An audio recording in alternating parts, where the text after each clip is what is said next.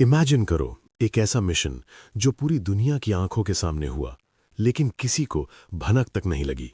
ना सीआईए को, ना सैटेलाइट्स को, और ना ही दुनिया के सबसे पावरफुल देशों को। इंडिया क्वाइटली बना रहा था अपना न्यूक्लियर पावर, और दुनिया देखती रह गई। 1998 इंडिया के रेगिस्तान में एक ऐसा एक्सपेरिमेंट होने वाला था जो हिस्ट्री बदलने वाला था। लेकिन सबसे बड़ा चैलेंज था सीक्रेसी, क्योंकि उस समय दुनिया के पावरफुल कंट्रीज नहीं चाहते थे कि इंडिया न्यूक्लियर पावर बने। सैटेलाइट्स हर मूवमेंट में नजर रख रहे थे, स्पाइज हर एक्टिविटी को ट्रैक कर रहे थे।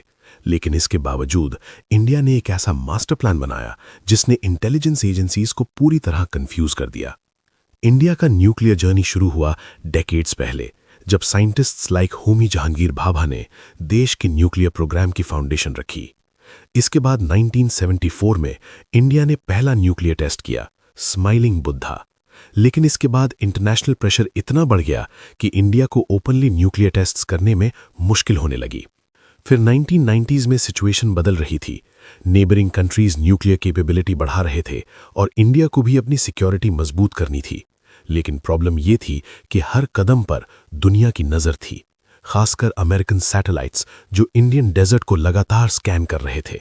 यही वो समय था जब इंडिया ने लॉन्च किया पोखरण-2 न्यूक्लियर टेस्ट्स।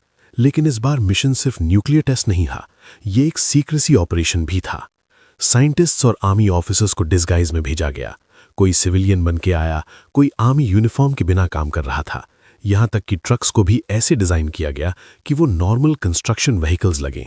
सबसे इंटरेस्टिंग बात यह थी कि काम मोस्टली रात में किया जाता था ताकि सैटेलाइट्स डिटेक्ट न कर सकें। दिन में एक्टिविटीज ऑलमोस्ट बंद रहती थीं। साइंटिस्ट्स अंडरग्राउंड टनल्स में क्वाइटली काम करते थे। एपीजे अब्दुल कलाम इस मिशन के की लीडर थे। उन्होंने पूरी प्लानिंग को इतनी स्मार्टली एग्जीक्यूट किया कि वर्ल्ड इंटेलिजेंस एजेंसीज को कोई क्लू नहीं मिला। और फिर 11 मई 1998 वो दिन आया जब इंडिया ने सक्सेसफुली न्यूक्लियर टेस्ट कंडक्ट किया। एक्सप्लोजन इतना पावरफुल था कि पूरी दुनिया हिल गई, लेकिन शॉक इससे भी बड़ा था। किसी को पहले से पता ही नहीं चला।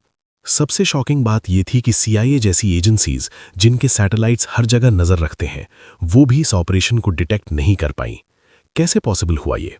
क्या सैटेलाइट्स फेल हो गए थे, या फिर इंडिया ने कुछ ऐसा स्ट्रैटेजी यूज किया था जो आज भी पूरी तरह रिवील नहीं हुआ?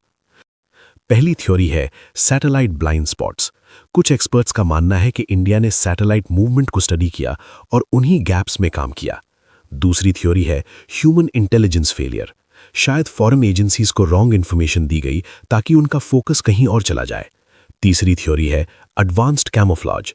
इक्विपमेंट को ऐसे कवर किया गया कि वो नॉर्मल कंस्ट्रक्शन व्हीकल्स लगे। और कुछ लोग ये भी मानते हैं कि इंडिया ने इतनी लेयर्ड सीक्रेसी रखी कि इंफॉर्मेशन सिर्फ लिमिटेड लोगों तक ही थी, जिससे लीक होने का चांस ऑलमोस्ट जीरो हो गया। पोखरण न्यूक्लियर टेस्ट सिर्फ एक साइंटिफिक अचीवमेंट नहीं था, ये एक मास्टर क्लास था सीक्रेसी, प्लानिंग और एग्जीक्यूशन का।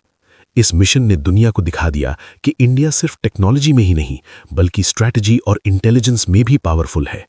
लेकिन सबसे बड़ा सवाल आज भी वही है, क्या ये पूरी कहानी है, या अभी भी कुछ सीक्रेट्स रेगिस्तान की रेत के नीचे छिपे हुए हैं? क्योंकि हिस्ट्री हमें यही सिखाती है, कुछ मिशंस कभी पूरी तरह रिवील नहीं होते।